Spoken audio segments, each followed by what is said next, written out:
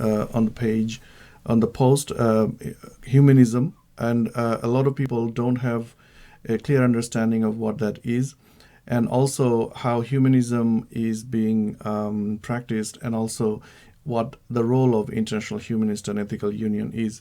I would request anybody making questions and comments to wait until we open the floor for questions.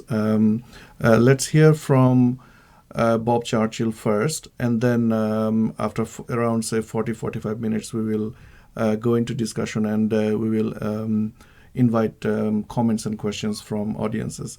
Unfortunately, this broadcast is going to be in English. I wish we could do it in Bengali, but sadly, Bob cannot speak Bengali yet. He's trying, but I think at some point we will have a Bengali discussion as well.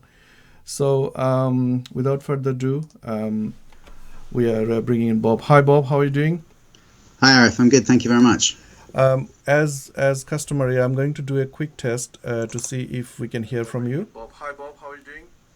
Hi, Arif. I'm good. Thank you very much. Good stuff. I've just done a feedback test. Sometimes technology and we are a cottage industry, so technical problems happen occasionally. So now that we are here and technology is behind us, give us a little bit of introduction about yourself and International Humanist and Ethical Union.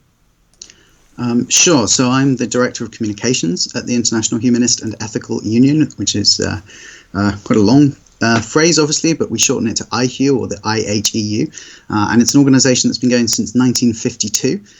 It's the global representative body of the humanist movement. So there's a diversity of non-religious traditions that are included under this umbrella. So it's a membership organization. There are 120 member organizations, give or take a few, around the world in about 40 countries, possibly nearer 45 at the moment. So there's a real good global spread of humanist organizations where it's possible to found a non-religious society or a non-religious organization of that nature. And we're a campaigning organization. We're a representative organization representing the humanists and the member organizations that we have. We're campaigning on issues and on international bodies at the United Nations, the Council of Europe and other places. And we're working to grow the movement itself. So we're trying to encourage there to be more humanist organizations. And we have a growth and development strategy around building more humanist organizations where people come to us and say, we want a humanist organization in our country. Great. I think that's a very good introduction. So, can you give us an idea of how many organizations are member of your organization, and who are the most active in IHU? There are around 120 member organizations, and there are varying sizes, varying scopes. Obviously, there will be some that are more active than others, but I would say that the biggest difference between them is more about the situation that they find themselves in. So we have, for example, the Uganda Humanist Association in Uganda in East Africa, where the context means that it effectively exists as a number of projects and sort of sub-organizations that are doing work in education, in humanitarian work.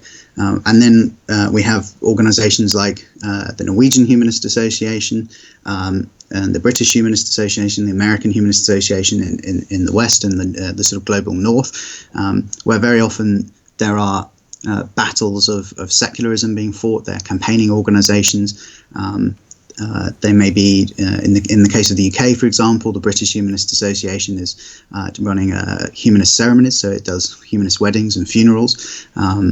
This is the case in several European countries. And then we have situations, I suppose one thing that's starting to emerge now, if you look at the sort of humanist movement as a whole, is that we have situations like in the Netherlands, where many of the sort of old battles of secularism and humanism have been fought and won, and they're now sort of able as a humanist organization to look to wider ethical issues and social issues about sort of how to live your life, which is the kind of thing we'd like to be talking about all the time. if we weren't sort of preoccupied with sort of defending our human rights and promoting secularism and liberal values and so on. So we've got a real range of sort of social situations. So the humanist organisations are doing work that fits very much to their individual countries. Thank you for that. You talked a little bit about, because we are now going to jump into the core of the discussion, where my personal interest lies, is to understand and also discuss more is about the conflicts that you mentioned of humanist movement and secular humanist movements.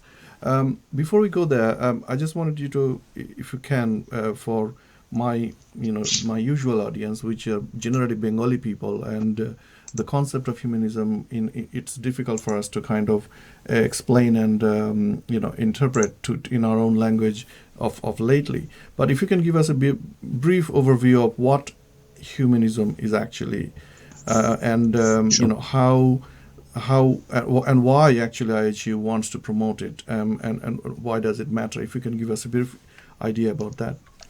Really big questions. So humanism is a worldview. So it's at the level, at the sort of top level of your system of belief, if you like. So it has something like the equivalent to place in your brain as a religion or an overarching philosophy of life. But it's a worldview. It's a life stance. It's secular. And essentially, if someone is not religious but they're also not a nihilist, if they think that there is value in human beings, if they think that we can talk meaningfully about morals, about the value of human life, and about things that, acts that we can take that are better or worse. So if you're not a relativist, if you're not a complete nihilist, then you're probably a humanist. At least I would say that the term fits as a descriptive term, and that's an important sort of point about this idea. It does not have the kind of dogmatic prescriptiveness that you would associate with a big political ideology like Marxism, or with a religion like Christianity or Islam, where those worldviews, those religions and ideologies are sort of very fundamentally bound up with some arbitrary people and individuals, particular books, particular dogmas. So you can broadly describe those as very prescriptive. Humanism is just a description of a person, or the way I say it, it's a description of a person who is saying that the value in life and in the world and the merits of our actions can be discussed in worldly terms. So someone who's not religious, who thinks that the world is amenable to rational discussion, that we can understand the world better and understand each other better through science and through the arts and through self investigation and emotion.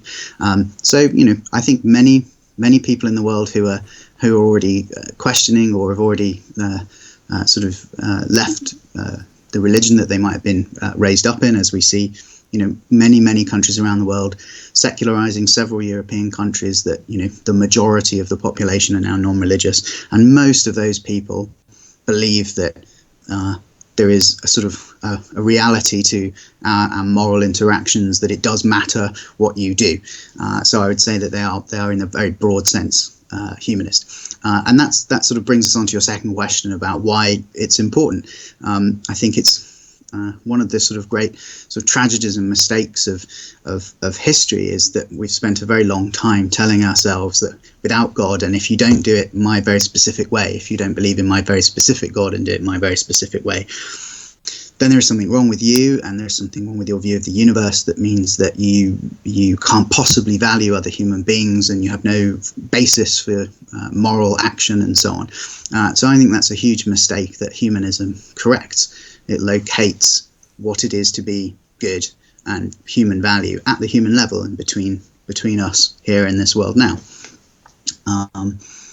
So I think it's something that I think it's a view that many people have when they are broadly secular, turning away from religion, and that I do think it would be helpful to have a word for it, not a flag to carry as such, but just a descriptive term, so that we can have that conversation in a more structured way at the global level. Brilliant. Thank you for that. So that I want to discuss a little bit more about the struggle. I mean, from the discussion that you just did, it's very easy for somebody to understand what humanism is, and I don't Oh, good. personally, I don't see any problem with it. But obviously, there are elements and entities and those dogmas that you mentioned do take an offense from humanism, as in they are kind of against it. And I have not seen, for example, there are countries in the world that tries to kind of suppress the values of humanism. Why do you think that is? I mean, what are the actual struggles that are faced by humanism these days? I know it's kind of a heavy question, but Yeah. Um, I think those challenges are sometimes very specific to the idea of being non-religious and having a non-religious worldview. So I think sometimes, and we've seen this in a number of countries over the last few years, with statements from presidents and prime ministers of places like Malaysia and Maldives, Saudi Arabia, obviously. Iran and many other countries, where very specifically government and religious leaders are attacking the very idea of being non-religious. So simply offering some sort of alternative, or sort of raising your hand and saying, well, I'm not really sure about some of the actual beliefs and practices associated with this tradition, is seen as a sufficient threat to have countries attempt to isolate and persecute individuals who are non-religious. I think there's also the broader picture, which, as you sort of said, humanist values. Some of those will also be shared by religious people, very, very obviously. Thankfully, there is a sort of more universal sense in which we can talk about values of democracy and peace and human rights that are very much shared. They're really core to a humanist worldview. I don't think that you could sensibly call someone a humanist who didn't believe on some level in the idea of democracy and human rights and personal liberty and social responsibility. So they are very core to humanism. But as we've seen in many parts of the world, if you criticize if you attack human rights, you're sort of emboldening your own position. I think that there are many governments who feel that having a liberal society, having a society that's open and has freedom of expression and freedom of thought and belief is a threat to the state because it's less manageable. So it's these two things. I think one, the first thing I talked about, a sort of direct threat to the belief order, the accepted values, usually the religion. And this second thing of essentially perceiving more liberal, more open societies as a threat to the state, to the power structures that exist, to the people that currently hold power. And we've seen this backlash in many parts of the world. I think I think one sort of interesting example is Saudi Arabia's anti-terror regulations from 2 years ago, where one of the last acts of King Abdullah was to sign these new terrorism regulations into force. The very first article of which said that the promotion of atheist thought in any form was an act of terrorism, and that wasn't just some sort of crazy throwaway mistake. It's something that the Saudi regime has defended multiple times since then, saying that yes, if you're an atheist, if you say there is no God, the simple act of doing that is such a dire threat to religion, and religion is such an integral part of the state that therefore it's tantamount to it is a national security threat that is equivalent to terrorism in their view. That's in the view of the Saudi royal family, in the view of the government. So that's obviously an extreme example, but it's actually not that extreme. It's just that we can see it very clearly because it's written down. But then you have other cases as well. The Malaysian Prime Minister saying that humanism and secularism and atheism were again a threat to the state because they're a threat to the religious values that we all share. And you sort of think, well, if you're so confident that everyone shares those views, why do you feel the need to sort of scapegoat and persecute the small minority of people who are prepared to stand up and say that they don't necessarily share them, and they think that there are some problems with them? So this is something that we've been documenting at the IHEU in the Freedom of Thought report, which is online at freethoughtreport.com. And that's something we've been putting out for the last few years. It's developing, it's evolving all the time.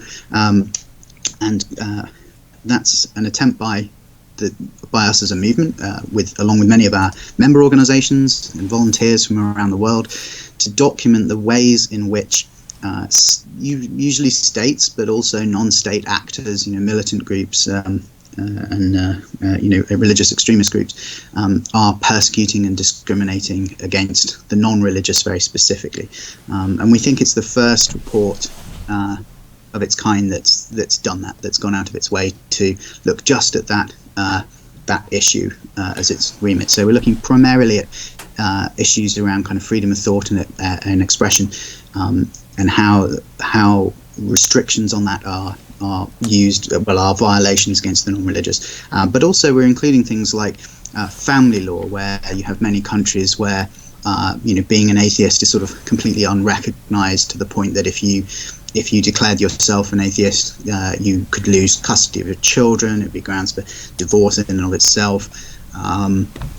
Countries where you're forced to state a religious identity on your identity papers, and you're not allowed to say that you're non-religious, for example. So there's a whole load of issues around thought and expression, but also just personal identity, personal life, and intrusions that many states make into that arena. So I just wanted to quickly talk about, now that the term you mentioned about is freedom of thought. I mean, for the people, obviously you and I know the value of it, but for people who might not actually understand the concepts, and who might stumble across this video in YouTube at some point of time, could we spend 2 minutes kind of explaining the importance of freedom of thought, and why is it so important for humanity? Yeah, sure. So there are two very closely related human rights. They've been sort of next to each other in all the major international human rights treaties that talk about them. And yet we tend to focus on one rather than the other. And I'm talking about the first one is freedom of thought, conscience, religion, or belief, which is Article 18 of the Universal Declaration of Human Rights, and also the International Covenant on Civil and Political Rights. And then it's followed up by Article 19, which is freedom of expression. They're both obviously of utmost importance to the human rights framework. But in a way, freedom of expression is easier to think about, easier to talk about.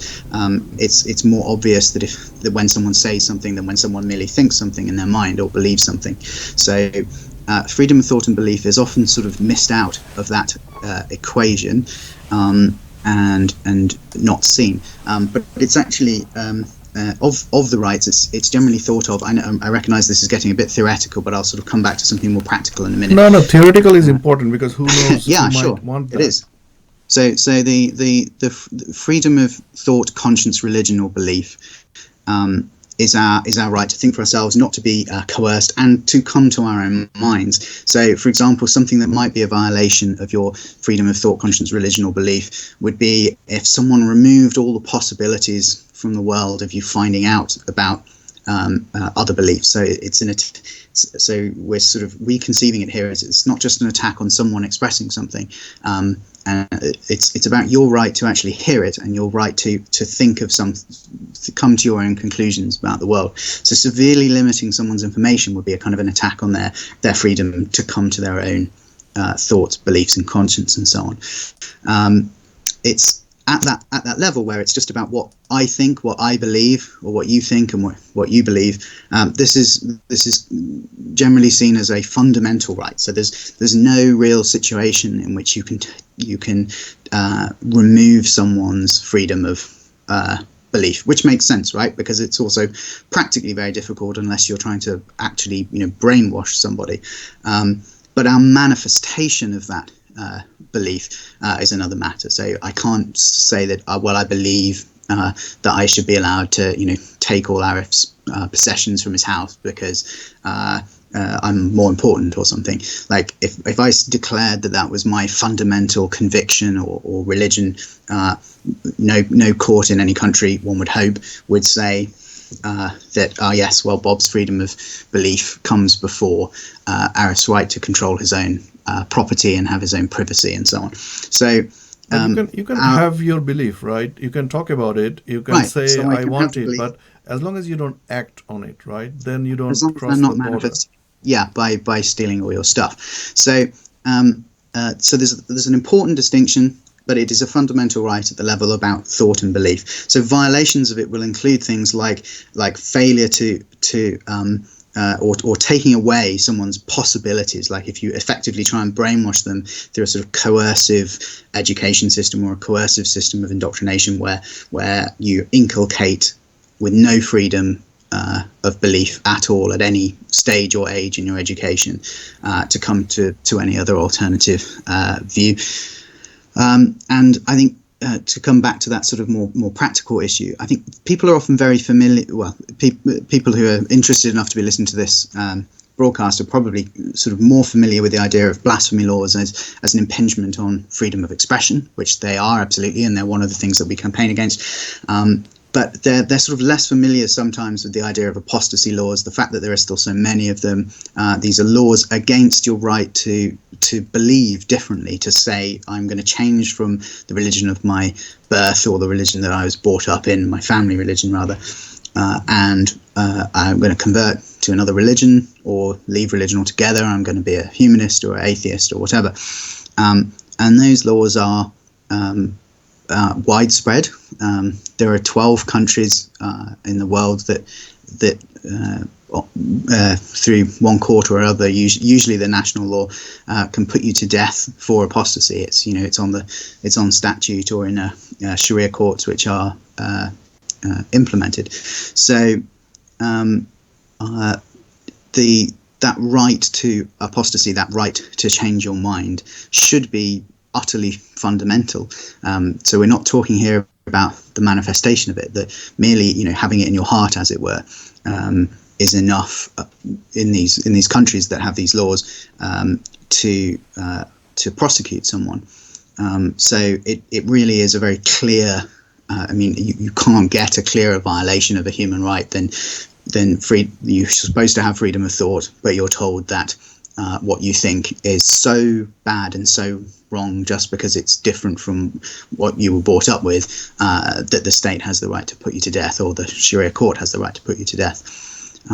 So freedom of thought and belief is a sort of central plank of our policy work at the United Nations, and we're very keen to make sure that it's protected in its sort of full and original intent. So very often you'll hear discussions about freedom of religion or belief, or even more commonly religious freedom, and very obviously these are contractions of this full right that we all have to freedom of thought, conscience, religion, or belief, and that contraction is heavily damaging, not just to the non-religious. I think it also warps that human right in a way that even means that it's a lesser version of what it should be for the religious, for the very devout, by contracting it down and turning it into religious freedom alone. It becomes a sort of a demand of privilege rather than a full universal human right that should apply to everyone. So we're very keen to try and defend the right in that original broader conception. Great work you are doing there. But when you talk about universal human rights, and it's already been agreed and kind of ratified by majority of the countries in the world, but yet we see a tremendous amount of counterproductive activity going on by from various different organizations and governments, in less developed countries of the world. Going back to the Freedom of Thought report, last year in 2015 report that was published in December, which country did the worst in your view? The report tries to avoid being sort of overly statistical, so we don't sort of rate every single country. So there's no sort of number one slot or number two slot or anything. There are sort of 5 bands, and there are many countries in the worst band at around 30 something. But you can see sort of movers within the bands, and occasionally a country changes band because some new law has come into force, for example. So you can meaningfully talk, obviously, about one country getting better or worse, and certainly for us, I mean, and what we highlighted, and obviously you yourself know this, we've done a lot of work on it together and been at protest events and so on at the same time, is Bangladesh, where we saw a very clear targeted campaign aiming at people who were either accused of being atheists or were very obviously non-religious, talking about religion, talking about politics, talking about human rights and equality, who were singled out supposedly on the excuse that they'd insulted religion in almost all the circumstances. That was the charge. Everybody's baffled. Is that if it is a universally accepted human right, the right to leave your religion or right to have your own consciousness and freedom of thought, yet we see people, just because they express a different opinion and different view, their human rights getting severely taken away from them. Not only that, they're also prosecuted and put into jail. As a good scenario, bad scenario is they're put into death. What is the human rights organizations of the world are doing, and what sort of pressure we are trying to put in to those regimes and countries that they are not adhering to this Declaration of Human Rights, and what sort of activities are there that are going on for the last year or so? If we take, for example, Bangladesh as a worst case scenario, and Sure. what we've seen last year, the whole of last year, and some of this year as well. What sort of international pressure we've tried to mount on Bangladesh government, and what sort of feedback you got? Let me come back for a moment to the first point you made, which was sort of questioning this universality. I think we need to be very clear, obviously, that when we talk about universal human rights, we don't mean that they are universally accepted. They're patently not universally accepted. But the claim of universal human rights is that they should be universally applicable, that they apply to everyone. So coming on to the second part of your question, how are we and how do people in general try and promote those human rights and defend them when they're under threat? Well, at the IHEU, we've been working with a number of organizations, sort of semi off the radar, to help identify and verify cases of individuals who have been threatened, or know very clearly that they're at risk in different parts of the world. We've been working with organisations that are specialists in relocation, in protection more generally, to help some of those individuals. So you've got that layer as the sort of very, if you like, the grassroots layer. That's working with individuals who are actually at risk. Then you have another layer where you can try and take action through sort of public consciousness. So, for example, at the IHEU, we worked with very many Bangladeshi academics and secularists, and a number of other human rights organizations and other humanist and secular organizations on a joint letter that was addressed to the president and the prime minister. There's all that kind of work is aimed at trying to show the lawmakers, to show the decision makers, the governments, that there is a large number of people who think they're doing wrong, and you're doing that on the the off chance, and it's difficult work really, because you're trying to sort of create a public pressure, you're trying to create a public story about what's happening and why it's going wrong.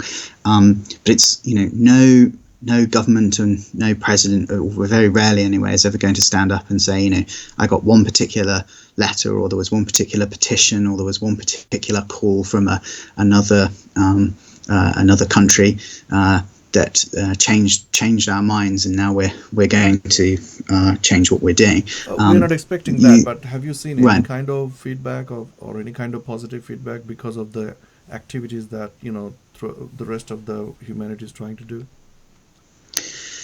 From Bangladesh government, I'm specifically talking about. I mean, I haven't seen any. Certainly there was a few months ago. There was the mass arrests that were made. Now that, on the one hand, looks like a kind of clumsy response to what most people have been saying, and what a large part of the focus has been on up until that point, which was that people were saying, why aren't you doing anything? Nothing seems to be happening. You've arrested people and then they never come to trial. We should mention what actually happened in between those days. There had been a severe ISIS-style murder of foreign nationals in Bangladesh, in a diplomatic zone, and that's what I think created that governmental response. But before that, indeed, it could like 2 years, lots of people were getting killed. Our colleagues were getting killed. Vijay Roy got killed, and a lot of our colleagues. I'm showing most of their faces here on the screen now. They got killed. Yet government responses were not only of ignoring, but also they were more interested in finding problems with their writings, and almost like victim blaming. But only when there was a international issue and foreign nationals were killed in droves, that's when Bangladesh government actually started to respond. But I think the major issue of freedom of thought is still there. So this is obviously from an international Humanist and Ethical Union, for an organizational perspective, you've tried your best, and I think not a single other organization has done enough that you have done. I mean, compared to all the other organizations, I would say you've done tremendously well. However, in terms of collective efforts and collective pressure from, for example, persuading governments of European nations, together, have they been able to actually put any kind of pressure on Bangladesh to see if this can be stopped, or if the government want to up their security or any kind of action? Have you seen it? Well, that could be very hard to know, and that's the sort of next level that I was going to come on to, which is that civil society organisations, non-government organisations, but also just ordinary individuals picking up a pen and writing a letter, can ask their own governments to lobby and go the sort of diplomatic route, and so there the difficulty is, of course, that a foreign office of a given country can say, yes, we're working behind closed doors to put pressure on the government. We've tried this, we've tried that, but it's very difficult to know how much they've really done that, and of course incredibly difficult to measure if it has any immediate impact, unless there's something abundantly clear, like a change of behaviour in the immediate aftermath of a foreign government visit, or in the extreme case, sort of sanctions or threats to end trade relationships and so on. Then, if you're not talking about that sort of extreme level of diplomatic action, it's very hard to see what's happening behind the scenes. Certainly, we and many other organisations have done a lot of work asking. We've been putting Bangladesh before. So here in the UK, for example, we've been putting the case of Bangladesh in front of the Foreign and Commonwealth Office, and asking them to raise it as a matter of priority with the government in Bangladesh.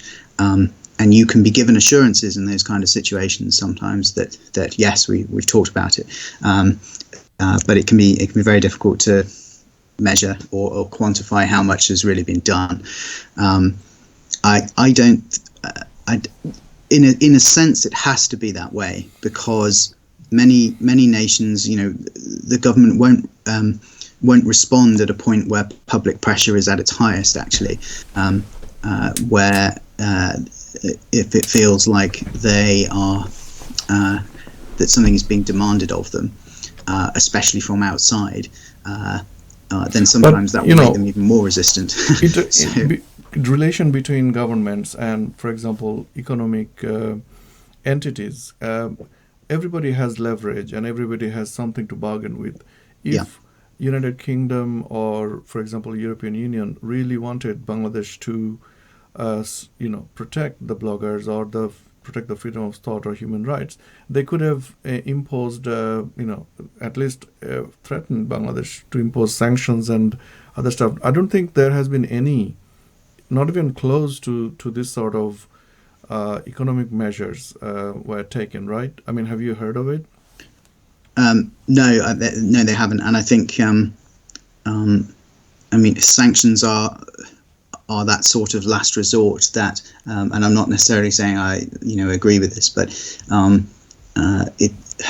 it comes down the line when, whole communities are being murdered, or where I think that at the moment, and I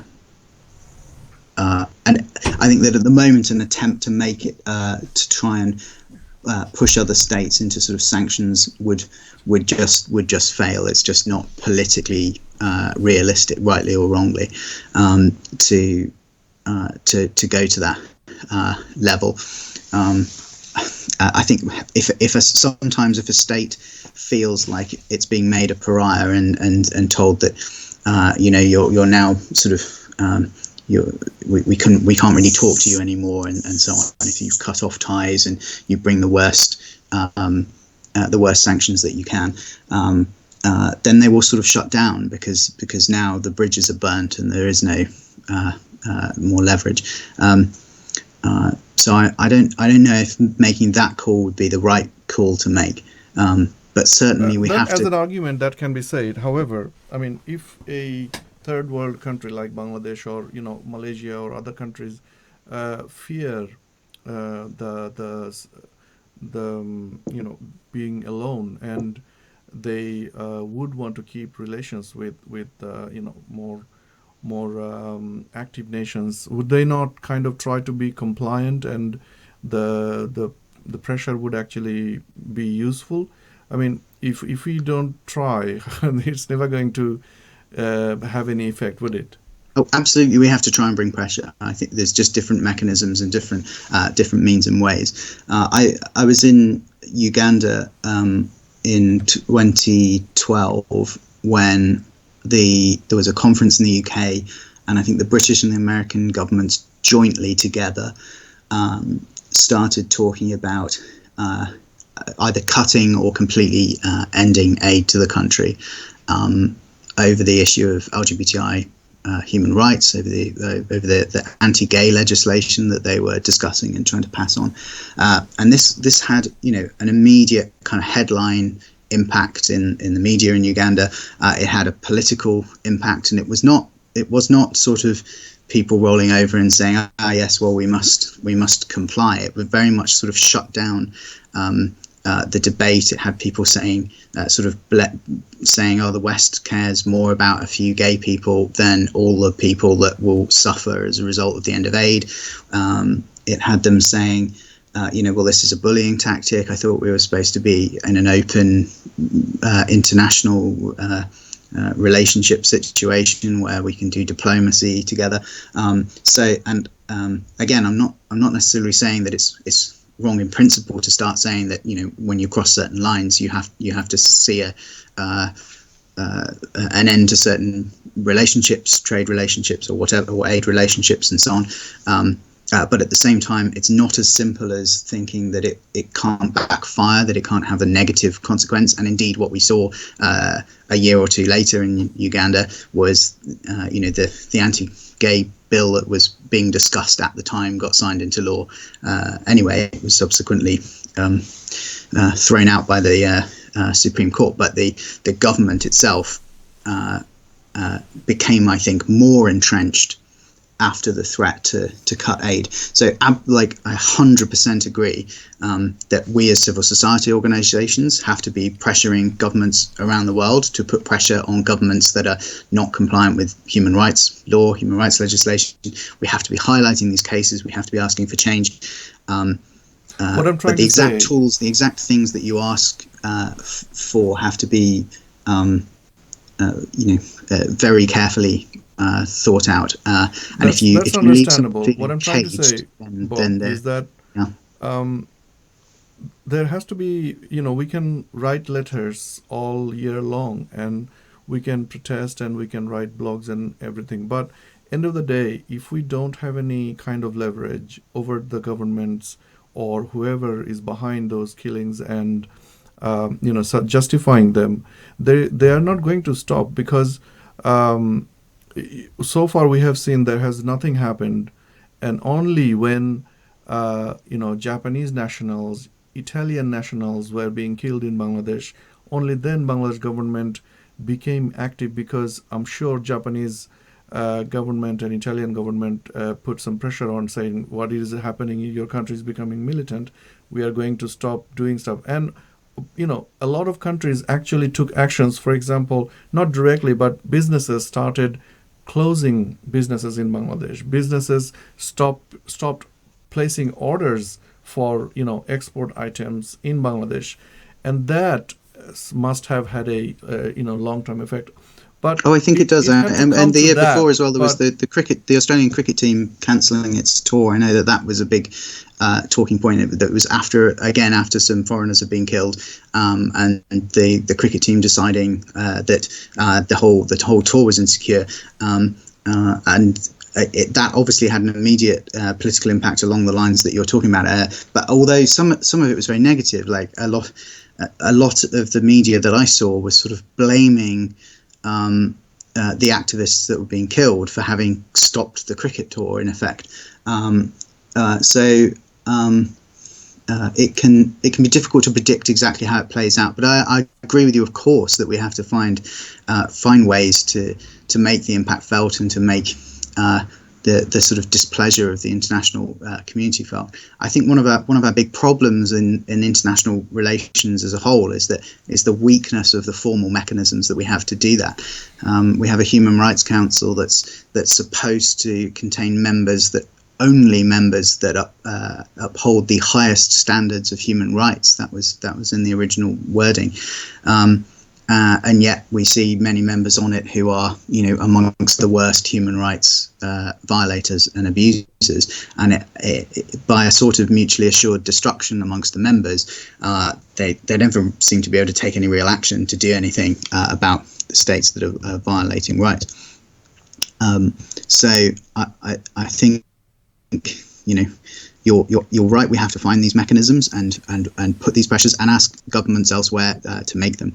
The reason I'm slightly vexed, you know about me, how I am a lot angry at, obviously, not only Bangladesh. I don't see how you or anyone else that's been involved or following this story wouldn't be angry. Yeah. And I'm just saying that we talk about these things a lot, but these definitely talking only don't do any good, and it hasn't done any good for bloggers. And just simply saying that we don't believe in religion and we think that religion is rubbish, and the way it was damaging our culture, and that resulted us getting persecuted, killed, and a lot of bad things happened. But almost the whole of the country decided that we are the wrong elements there, and certain parts started killing us, the other parts started justifying that, and then government stepped in and kind of passed law to make us the criminals, thought criminals per se, following what King Abdullah may have done, saying the atheists are actually the terrorists here.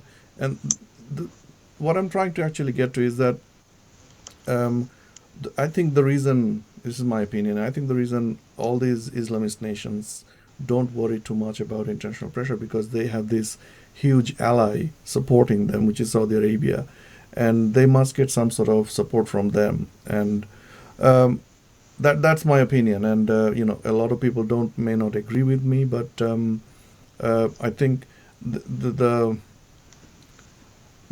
age-old theory of clash of civilization may be in play here. If you don't have any comment on that, I would like to take some questions. Some people were asking a few questions, so I would like to open the floor for questioning. If you have any questions, the audience and whoever is watching, if you want to place any questions. Somebody asked, creating pressure in what sense? I think we discussed that already. And Adnan bin Sabit asked, can they ask questions? So yeah, Adnan, go ahead and ask your question while we talk about another topic I wanted to bring out. In this case, this is not Bangladesh, but UK itself. I know for a fact that situation inside UK it's not that good. Would you agree? The situation in the UK at the moment? Yeah, I mean, I'm referring Yeah. to Theresa May's decision and of bringing up more faith schools inside United Kingdom, and that means it looks like we're actually going backwards. I mean, what can you tell us about that? Well, I kind of alluded to this topic earlier, didn't I, when I talked about freedom of thought and belief and sort of how shutting down someone's options and sort of presuming a religion of them can be considered a violation of that right. And I think that is the case if you in the sort of the case of a more extreme faith school where all your other possibilities, you don't have a comprehensive religious education system or citizenship education, and instead you're only given one view, one sort of dogmatic religious line, and deviating outside of that, questioning it or not wanting to sit in on religious observances and stuff is seen as a sort of violation of the rules of the school or the code of the school. I think that needs to be considered as a rights issue. It's certainly how our member organisations in the UK and other European countries where this applies try to campaign on it and how we conceive of it. Okay. Yeah. Well, first question came in. Guy called Adnan bin Sabit asked, would you please tell me about the actual relation between atheism and humanism? I think it's an interesting question. Do you want to answer that? Sure. I mean, for me, atheism is your view on God and a view that it does not exist, or that you can't say that it exists or not in some cases. So I guess I would generally think of it as a sort of it's a narrowly defined view or belief about that. It's an answer to one question, like, do you believe in God?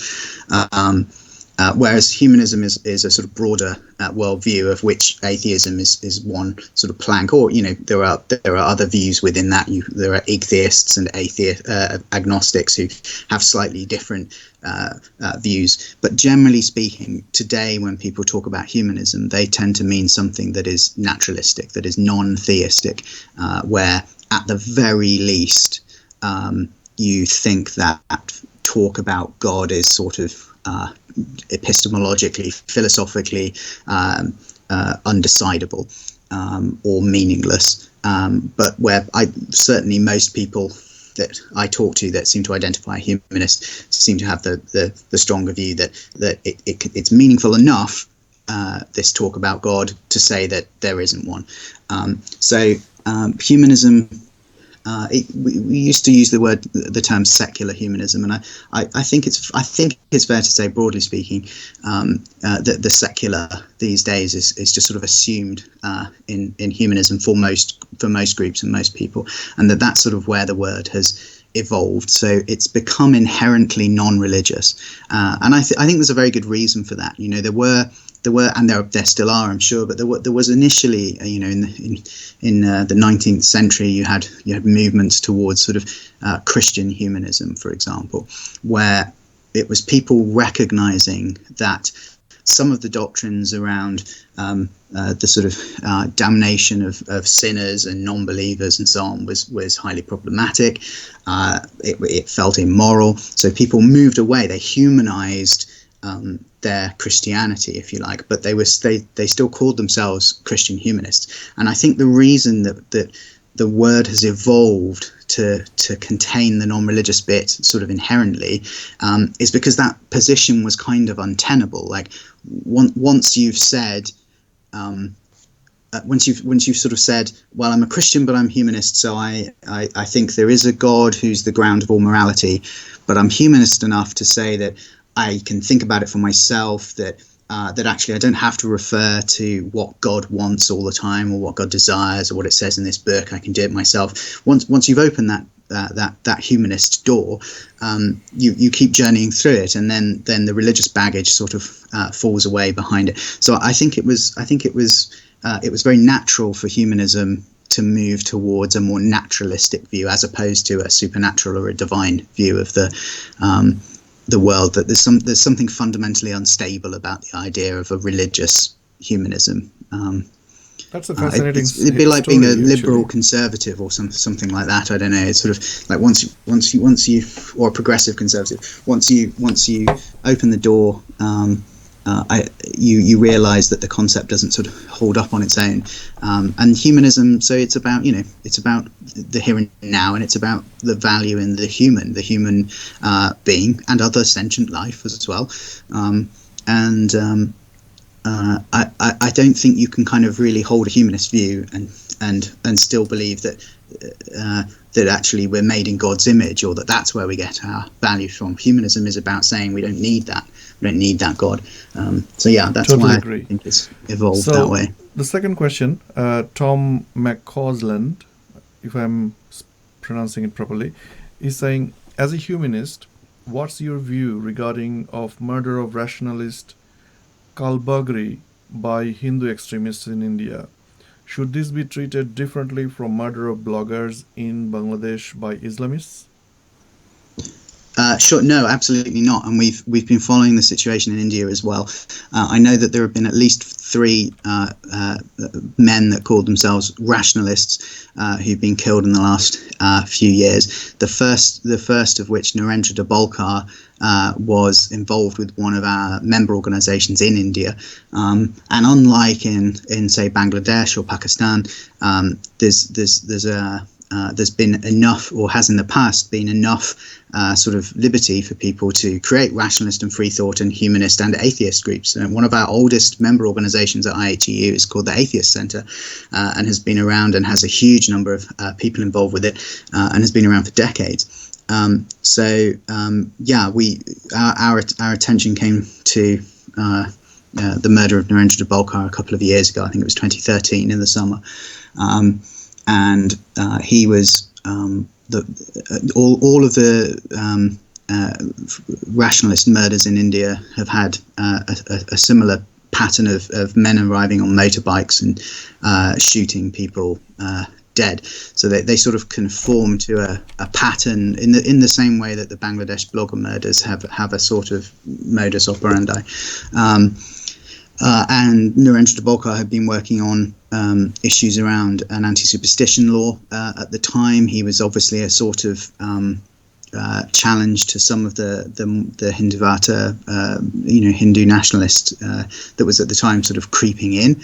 And then, academics have been killed in the years since, and always for similar things, contesting the kind of Hindu nationalism that's been rising. Defending the idea of reason and rationality, and against superstition, which has been a huge focus for the rationalist organizations.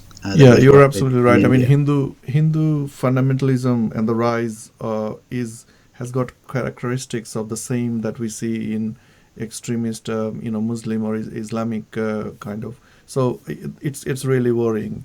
I hope the Absolutely. answer was answered properly. Question. Gulab Rabban is asking question for Mr. Bob.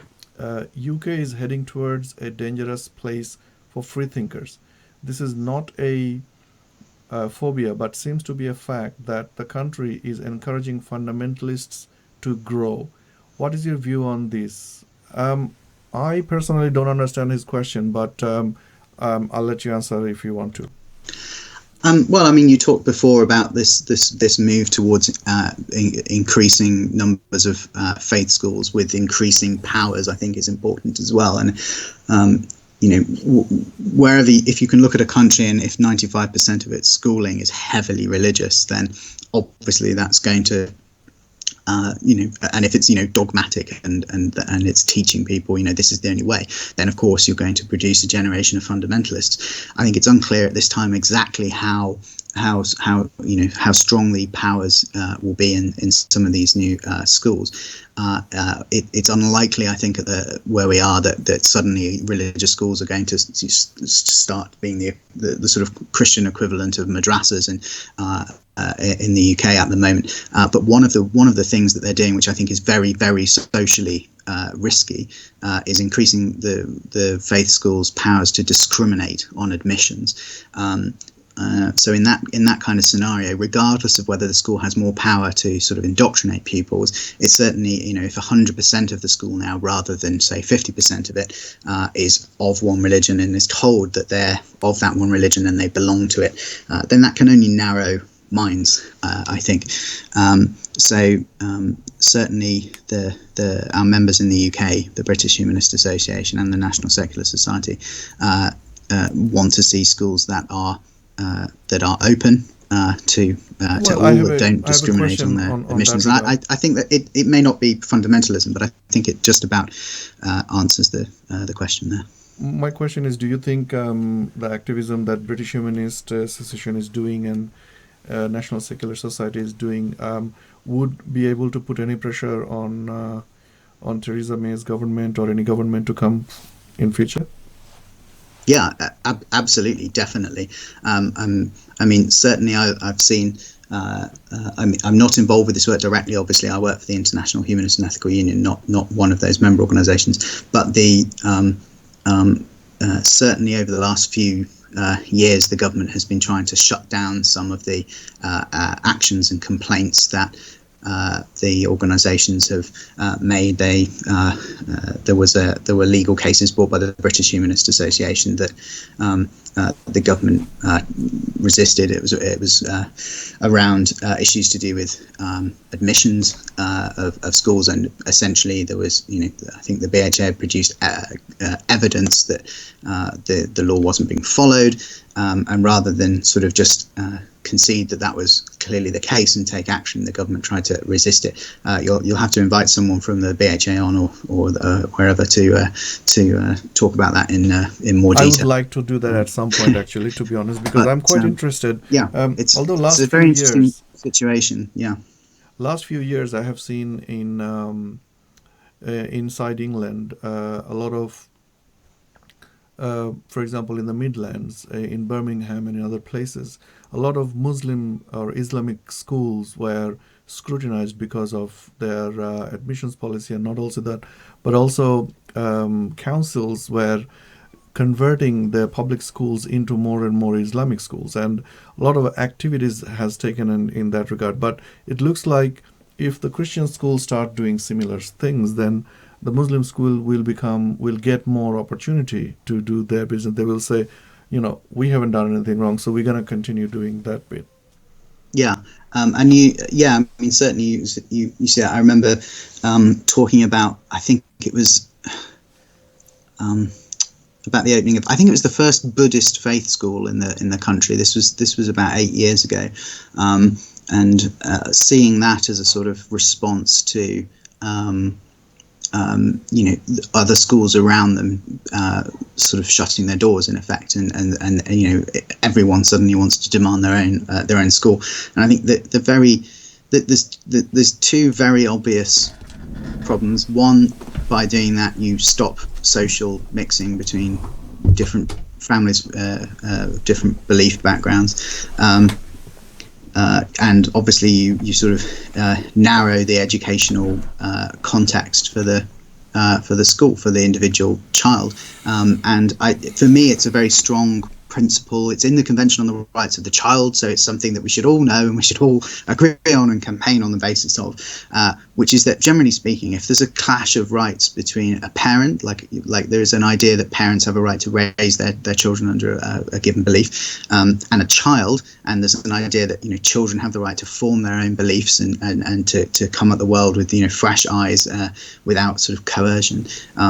The Convention on the Rights of the Child tends to say that the child's rights take preference, and I think you don't have to get, for me, you don't have to get very coercive before we should start to see the child's rights as a priority, and that the parents they may have certain rights, especially in their own home, obviously, but the state is under no obligation to foster religion in schools, and yet it seems to think it is. Is it not? If we look back to history, United Kingdom, although it was quite progressive, compared to the other nations of the world, but it took us quite, as in United Kingdom and Europe together, took a long few hundred years and a lot of strive to get to this humanist position that the states are.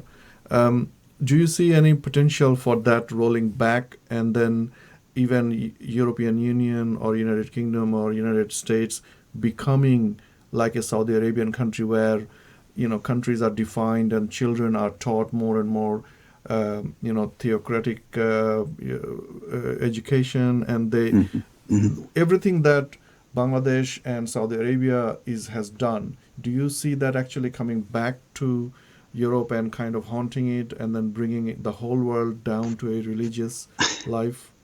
Do you see that kind of? In a nightmare scenario, I can see it, and obviously, I think we've been talking about the British context a little bit. You're right to sort of put in that wider European context and the context of the US as well. I don't think that there is obviously a sort of religionification of politics for some people. There is certainly a religionification of identity politics. But more broadly, we've got this sort of wave of nationalism and populism sweeping across Europe. It tends to happen in times of sort of economic crisis. It's a very turbulent time. You've got war in Iraq and Syria. You've got the migrant crisis in Europe, and it does tend to push people towards more extreme positions. So I would say that yes, we're on a worrying trajectory at the moment. I also would say that we know that countries can go backwards. We're seeing a number of countries, instigating new laws, in particular, sort of like Islamic regimes. But think of something really extreme like North Korea. Where a whole society has become a sort of black hole, or the Trump in the US is just a really terrible sign of the direction of sort of general debate. But I don't think we should lose hope either. I think we have to see rising populism, and we have to see threats to our sort of our social order, to our liberty, and to our human rights in the wider historical context, which is that we've been gaining in all of those areas for millennia. We're slowly accreting rules around social justice, precedents about how to enforce in the best possible way our human rights. And I certainly you can slip off that ladder, but I do think it's important we remember how high up that ladder we've climbed, and how much it's been rocked, and yet we've not fallen all the way off. Well, that's why I'm more worried, because the higher you go, the harder you fall, as they say. Well, I'm not sure we can apply that to this situation. It took us a lot of strive and a lot of people's hard work over the millennia or hundreds of years to get us to this point. But it looks like sliding back to medieval thoughts and activities is very easy, because in Saudi Arabia, medieval activities are happening right in front of us in the modern time. In Bangladesh, we are seeing the same. Bangladesh was built not built as in, erected and liberated as a secular nation, and then it fallen back into the Saudi trap. I'm just saying there may be different versions. We have seen Hindu versions coming up, similar flavor, similar fervor, but the content is the same. It has to be more religious and more stupid and more narrow-minded. And what if Christianity starts becoming, because we have seen evidence of that in America. I mean, the Trump syndrome is not something that we can overlook. And what to say that the Europe will not fall into that same trap, and then the crusade will all over start again. And the reason I'm saying this is very important for us to remember that the hard work of our proverbial ancestors is not something that we can just forget. I think the strive has to be constant and going forward constantly. Well, obviously that would be perfect. I think that we have to remember always that it's much easier to do bad things than to do good things. Like, it's very easy to kill someone. It's really, really hard to learn how to do medicine, how to do surgery, how to save lives. It's really easy to cause trouble. It's really difficult to bring peace and do good things. So I think that is something important for us to remember at times that are in crisis, at times where there are difficulties, is to recognise that even if there is a sort of a trend, the sort of man hours that go into that kind of corrosive activity aren't necessarily that high, and that the vast majority of people are trying to live their lives and live generally good, decent lives most of the time. And I think the other really important thing to remember about this situation is also that bad things and bad regimes do tend to collapse eventually upon themselves, and that yes, you're right, we can backslide. In print, I don't think there's any. I don't have some sort of dogmatic faith that we can't ever go back to a sort of medieval time. But I think it would be very, very difficult. I think that once certain thresholds have been crossed, you can slip, you can fall back, you can see wars again, you can see people coming up and challenging peace, saying that we must defend ourselves against the others, and playing us and them games and so on. But we haven't yet fallen. Like, civilization has not yet crashed, and I think some of these victories, some of the things that we've won, like open societies, they can be buffeted, but it's really hard to completely collapse them. And the regimes that attempt to do that tend to fall down again. Before a complete state of barbarism is reached. I realise it's difficult to say that at the moment when we've got places like Syria under some of the most awful and horrific social collapse you can imagine. But I think I can't envisage that happening across the entire world. Thanks for that, Bob. I think we have discussed quite a good deal of topics here today, and I wish we could go on, but for the sake of brevity and we would like to continue this discussion at some point in future with you. And I definitely appreciate whoever made the different comments and questions, and I'm sorry that I couldn't answer all of them, or we couldn't get to all of them, but definitely in future we would like to have Bob back with us, and probably somebody from British Humanist Association as well. So Bob, thank you so much for your time today and making time. I know it's quite late in United Kingdom, and wish you all the luck, and keep up the good work with the National Humanist Association.